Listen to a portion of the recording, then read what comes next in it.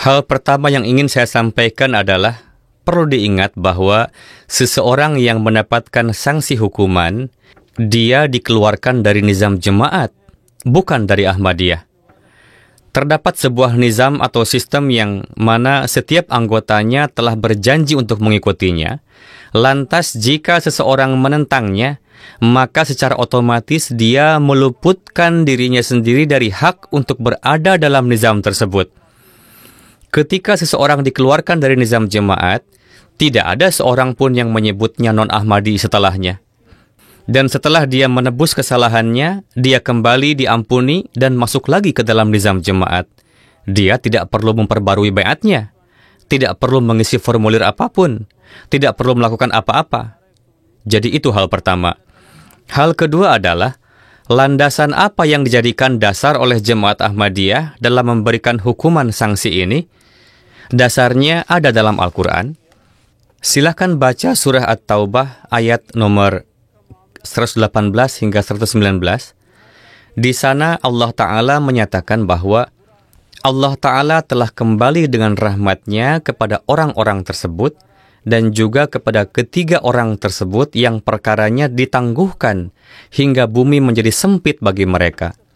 Momen yang sangat buruk yang telah mereka alami. Sekarang rinciannya ada dalam hadis. Di sana Anda dapat membacanya. Penjelasan yang sangat jelas telah diberikan mengenai hal ini, dan itu adalah bahwa Nabi Karim SAW pergi ke suatu perang. Ada 3 sahabat yang meskipun semua sahabat berangkat perang bersama dengan Rasulullah SAW, namun meskipun 3 orang sahabat ini dalam keadaan baik-baik saja dan tidak memiliki dalih alasan apapun, mereka tidak ikut berperang bersama dengan Rasulullah SAW. Sahabat tersebut menceritakan bahwa ketika Rasulullah SAW kembali dari perang, beliau memerintahkan untuk memutuskan hubungan sosial dengan kami bertiga. Tidak ada seorang muslim pun yang berbicara dengan mereka. Bahkan Rasulullah SAW memerintahkan kepada para istri dari ketiga sahabat tersebut untuk memisahkan diri dari mereka. Salah satu dari sahabat itu menangis hingga keadaannya menjadi sangat buruk. Dia sudah tua renta. Istrinya pergi menemui Rasulullah SAW dan berkata, "Wahai Rasulullah, suami saya hampir mati. Apakah saya boleh membantunya dalam hal makan dan minum?" Rasulullah SAW bersabda, "Ya, kamu boleh membantu dalam hal makan dan minum, namun jangan menjalin hubungan apapun dengannya." Hadrat Malik berkata bahwa ada yang menyuruh saya untuk meminta rekomendasi kepada Rasulullah SAW mengenai istri saya agar mendapatkan izin. Namun saya menolak untuk meminta rekomendasi dengan mengatakan bahwa saya masih muda, saya tidak akan melakukannya. Lalu Hadrat Malik ini menceritakan bahwa Rasulullah SAW sendiri juga tidak berbicara dengan kami. Dia berkata bahwa saya datang ke majelis-majelis yang di dalamnya terdapat Rasulullah, lalu saya mengucapkan salam dengan suara keras untuk melihat apakah Rasulullah menjawab salam saya atau tidak.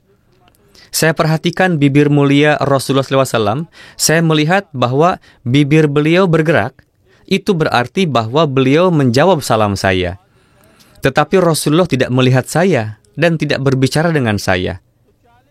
Kemudian Malik berkata, saya melirik ke arah Rasulullah SAW untuk melihat apakah Rasulullah melihat ke arah saya atau tidak. Maka saya melihat bahwa ketika saya tidak melihat ke arah beliau, beliau justru melihat ke arah saya. Dan ketika saya melihat ke arah beliau, Rasulullah sebaliknya. Ia berkata bahwa situasi seperti ini terus berlangsung selama 40 hari. Suatu hari saya tidak bisa hadir pada salat subuh. Maka di sana setelah salat, Rasulullah SAW bersabda bahwa Allah Ta'ala telah menerima taubat ketiga orang ini dengan memperlakukan mereka dengan rahmatnya. Maka salah seorang dari ketiga sahabat itu berkata, ada seorang laki-laki berlari untuk memberitahu saya. Ada juga yang datang dari gunung yang jauh memanggil saya dengan mengatakan bahwa Rasulullah SAW telah memaafkanmu. Maka selama 40 hari ini Rasulullah SAW sendiri juga memutuskan hubungan dengan mereka.